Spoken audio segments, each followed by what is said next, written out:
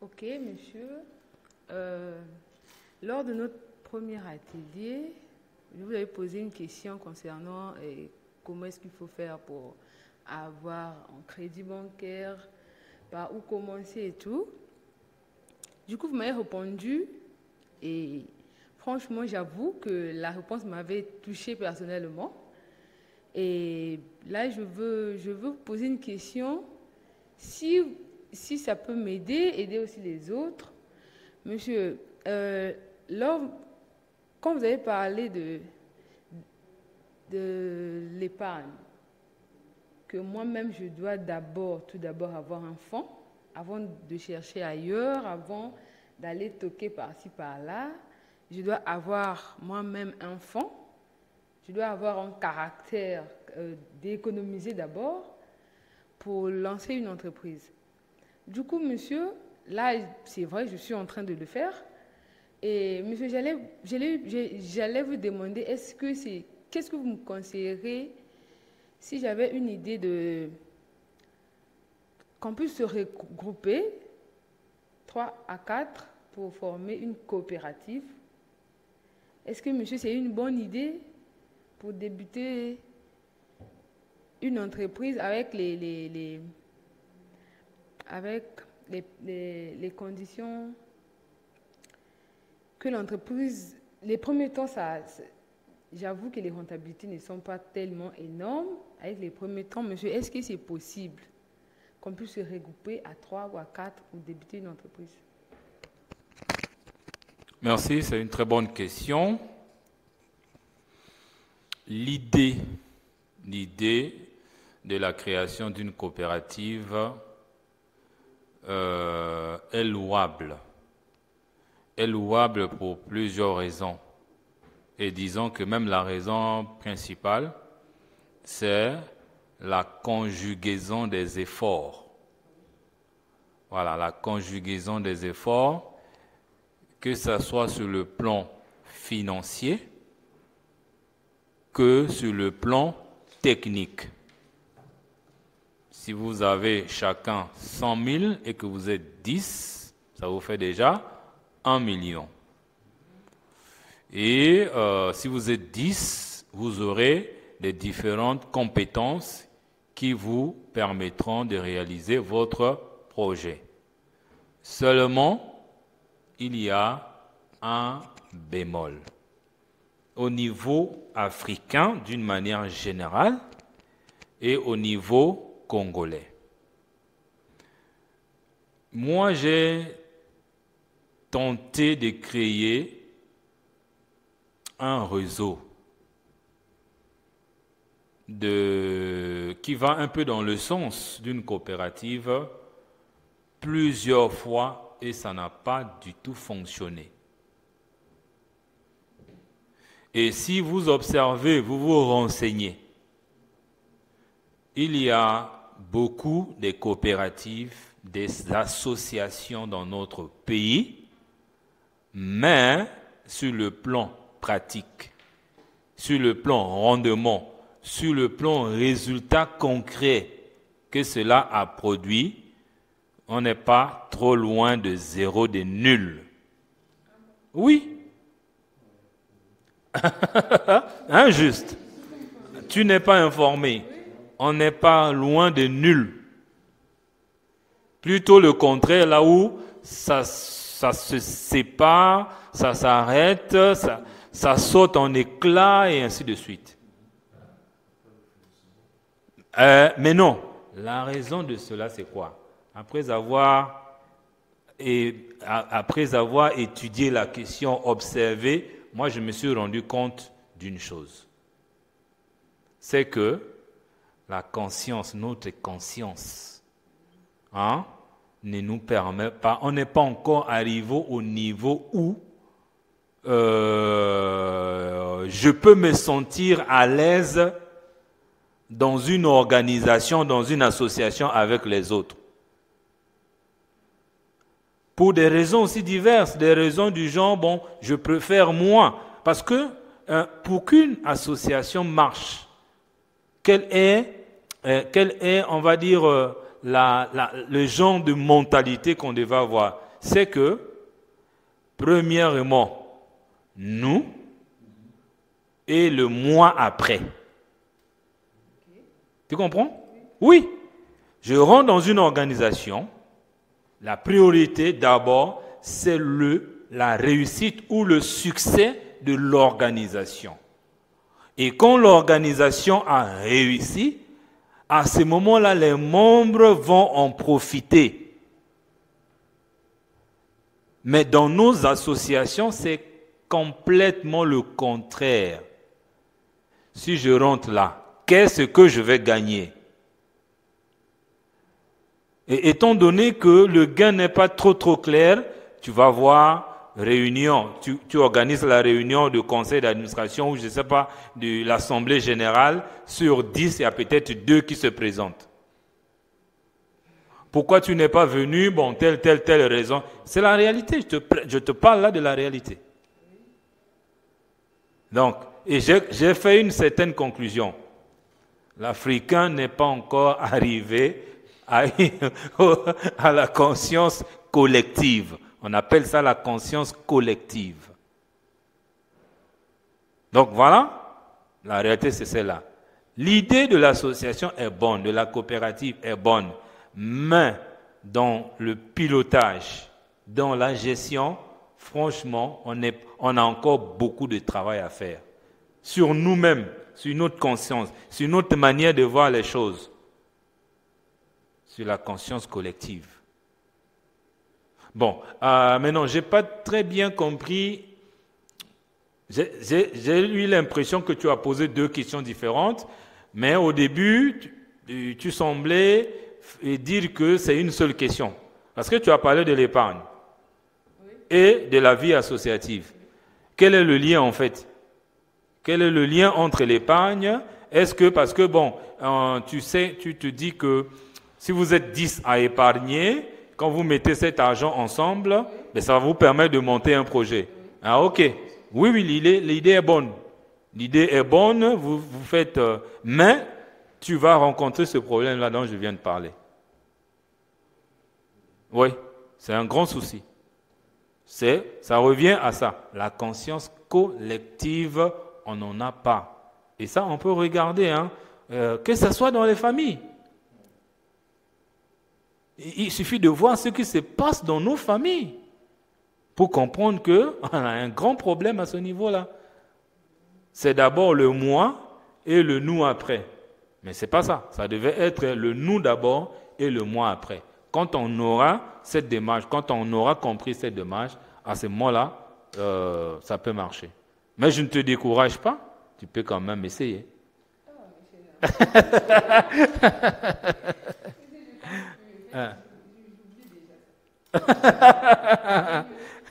Tu oublies déjà. Mais tout en sachant que seul aussi, hein, c'est toujours difficile d'y arriver. Seul, c'est difficile. Juste à une question. Oui, j'ai une question.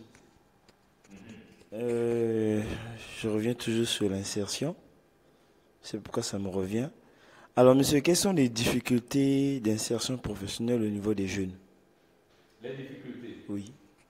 Bon. Et je respecte la deuxième question toujours dans le même sens. Oui, la difficulté de l'insertion.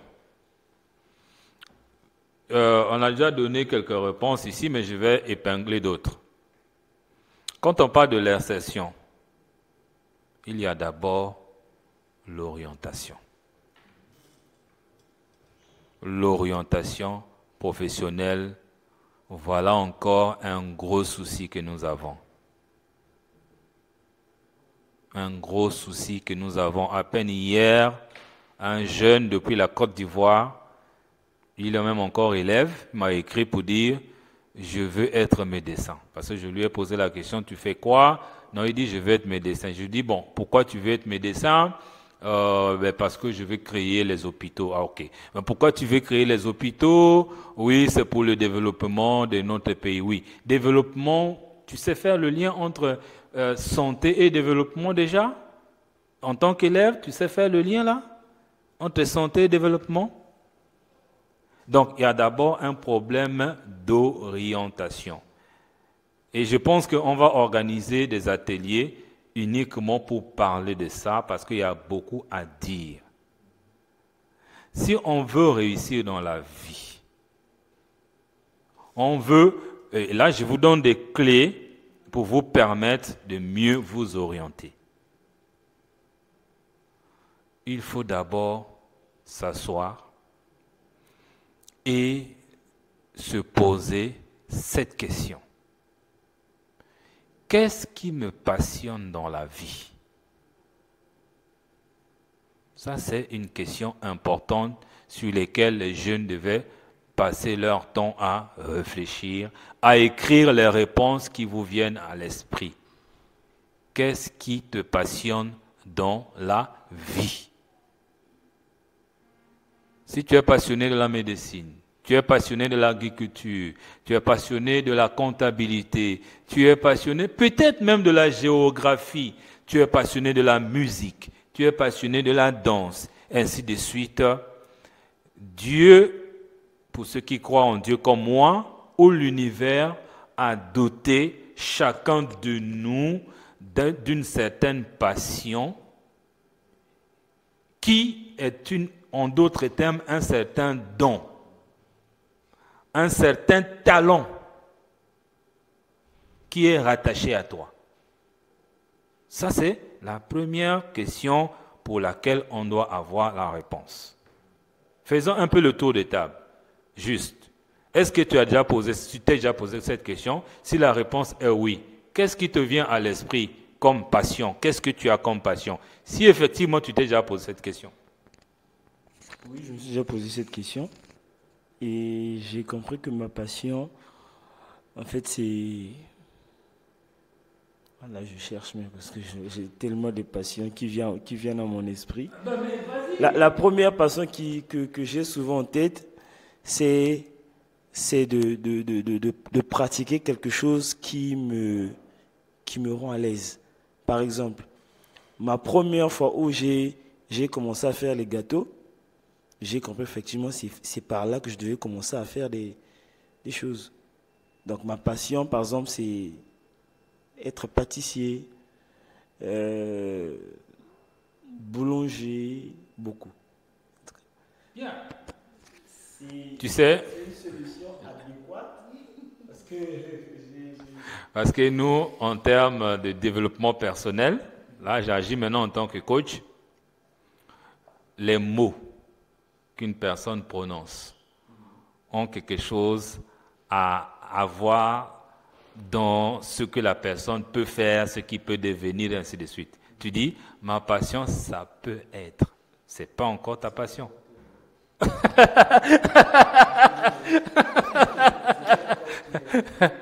Voilà, allez, madame. Est-ce que tu t'es déjà posé la question? Si oui, quelle est ta passion? Oui, je me suis déjà posé cette question. Réellement, qu'est-ce qui me rend à l'aise? Qu'est-ce que je peux faire même sans rentabilité, mais je me sens vraiment à l'aise. Et c'était l'agriculture. Ok. Oui. J'aime bien tout ce qui est vert, tout ce qui fleurit. Voilà, donc. Super. Ok. Et moi, je peux confirmer, parce que quand je vois ton engouement dans tout ce que nous sommes en train de faire, et là, il n'y a pas de souci. Christ. Ok, voilà. Je vais dans le même sens que Farida, voilà. Non, pas juste. Farida. Je suis vraiment passionné de l'agriculture, voilà. Vraiment, c'est un don, je dirais c'est un don, voilà. Mais avant, je n'étais pas vraiment passionné, oui. C'est grâce à la formation que j'ai reçue, voilà. Et du coup, ça m'a vraiment intéressé jusqu'à présent, voilà. Je suis passionné et je resterai toujours passionné. Très bien. Alors, j'ai aussi noté quelque chose dans ton langage. Avant, je n'étais pas passionné et maintenant, je suis passionné. C'est aussi ça, parce qu'il y a certaines passions que nous naissons avec mais il y en a d'autres qui se cultivent ou qu'on découvre avec le temps. Voilà. Donc, première étape, identifier sa passion. Deuxième étape, pour vous qui avez déjà clairement défini vos passions, c'est de se poser la question de savoir, est-ce que cette passion-là a un potentiel financier si je la développe? Parce que ici nous parlons de l'insertion dans le monde du travail. Donc, c'est de créer votre avenir, réussir votre avenir social et financier. C'est la deuxième question. Est-ce qu'il y a un potentiel économique autour de cette passion? Je donne un exemple. Pour quelqu'un qui a comme passion, par exemple, l'histoire. Voilà. Sa passion, c'est l'histoire. Ok. Posons-nous la question. Quel est le potentiel économique si je développe une activité dans l'histoire? J'ai une question. Est-ce que... J'ai l'impression qu'on va prendre 2 heures aujourd'hui. Oui. Est-ce que de la passion, on peut faire naître le métier? Ouais. Et est-ce que le métier peut devenir un... Comment vais-je dire? Le socle du fondement de ce que l'on peut, de ce que l'on veut faire, tout en sachant qu'actuellement, il y a les métiers où il y a ces passions qui sont transformées en métiers qui favorisent de façon pas trop rapide, mais avec le temps, tout en regardant, on peut par exemple aller de l'avant. Je donne un exemple de quelqu'un qui a la passion sur l'informatique. Sa passion, il aime bien toucher tout ce qui est digital, etc. Il en fait un métier, si seulement si il se rend à l'école se faire former. Mais est-ce que ça peut être pour lui une occasion, ce métier-là, qui lui permet de démarquer dans le monde professionnel, dans l'insertion, bien sûr? Très bonne question. C'est vers là que nous sommes en train d'aller d'ailleurs. Effectivement, ce que tu as dit, c'est exactement la démarche. Premièrement, identifier sa passion. Deuxièmement, se demander s'il y a un potentiel économique. Je donne un exemple pour que ça soit clair à ce niveau. Elle, sa passion, c'est l'agriculture. Et moi, ma passion, c'est l'histoire. Entre elle et moi, si on développe nos activités dans nos passions, qui a un plus grand potentiel de créer beaucoup de richesses entre elle et moi? C'est elle. Vous avez compris? Troisièmement, je rejoins ce que tu dis, c'est de faire de sa passion son métier à vie. Faire de sa passion son métier pour le reste de sa vie. J'insiste là-dessus. Parce que nous voyons des gens qui vont de métier en métier, de passion en passion. Là, on force. Elle qui adore l'agriculture, je ne sais pas si ce n'est pas encore fait, si c'est déjà fait, bravo. Si ce n'est pas encore fait, Farida doit se dire que... Farida, tu as quel âge aujourd'hui? 25 ans. Ah, je vais poser encore une question qui est importante. Tu comptes vivre pendant combien d'années sur Terre? 75 ans. 75 ans, bravo. Vous voyez, vous avez ri. Je vous parle, la vie c'est ça. Ce qu'on fait là, c'est ce que vous devez faire à l'école, les amis. Parce qu'il y en a qui pensent que, je ne sais pas combien de... Non. Fixe-toi d'abord tes objectifs. Moi, j'ai toujours dit à mon épouse, j'ai 120 ans à vivre. Et là, je venais encore d'ajouter 5 ans. Dernièrement, j'ai dit à mon époux, j'ajoute 5 ans.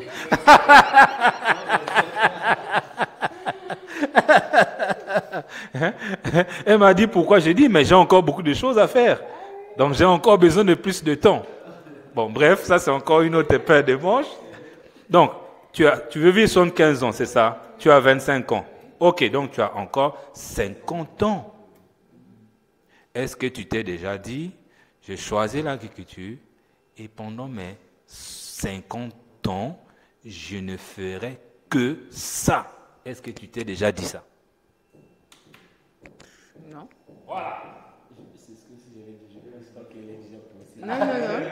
Pour ça, je dois être honnête, j'ai pas encore pensé ça. Voilà. Quand on parle orientation professionnelle, c'est ça les amis. Et avant de te donner la parole, et en réalité, elle devait prendre cette décision-là avant même d'arriver au collège, si c'était possible. Bon, disons collège, c'est comme ça. Prenons le lycée.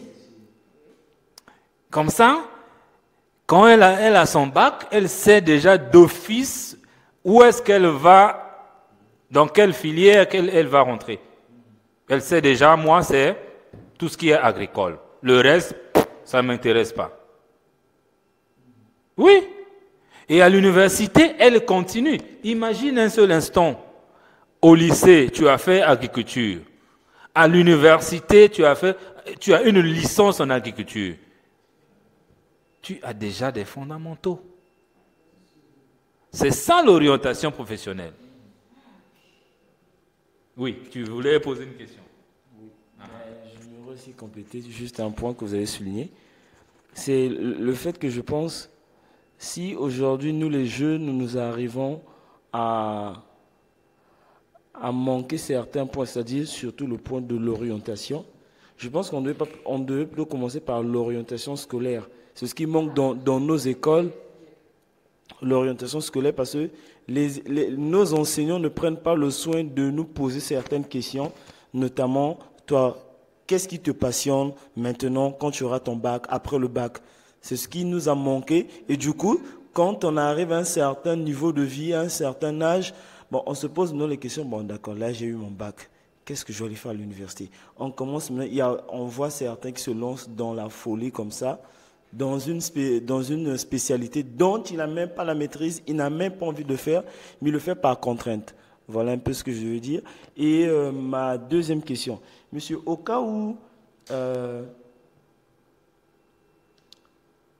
Madame Farida, elle est passionnée sur l'agriculture, alors il arrive que elle essaie, ça ne marche pas.